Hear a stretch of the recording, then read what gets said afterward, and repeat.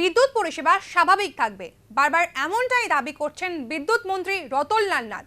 আবার প্রশাসনের তরফে ক্লাবগুলিকে বলা হয়েছে পুজোর সময় জেনারেটর প্রস্তুত রাখার জন্য। পাশাপাশি স্বাভাবিক বিদ্যুৎ পরিষেবার দাবিতে প্রায় পথে নামছে বিরোধীরা। এখন সংশয় তৈরি হচ্ছে পুজোর সময় রাজ্যের স্বাভাবিক বিদ্যুৎ পরিষেবা নিয়ে। বেশ অনেকদিন যাবৎ বিদ্যুৎ পরিষেবা নিয়ে ভোগান্তিতে রাজ্যবাসী, প্রায়ই পথে নামছেন বিরোধীরা। একসময় রাজ্যের উৎপাদিত বিদ্যুৎ বাংলাদেশে পাঠানো হতো, তবে 2018-র পর রাজ্যের সাধারণ বিদ্যুৎ পরিষেবা দিতেই হিমশিম খাচ্ছে বিদ্যুৎ দপ্তর। পুজো আয়োজক ক্লাবগুলিকে জেনারেটর তৈরি রাখার কথা জানিয়ে দেওয়া হয়েছে। মন্ত্রী বলেছেন, লক্ষ্মী পূজা ও দীপাবলি পর্যন্ত বিদ্যুৎ পরিষেবা স্বাভাবিক থাকবে। প্রয়োজনীয় ব্যবস্থা নিচ্ছে দফতর। আনুমানিক 2 কোটি টাকার বিদ্যুৎ আমদানি করবে রাজ্য।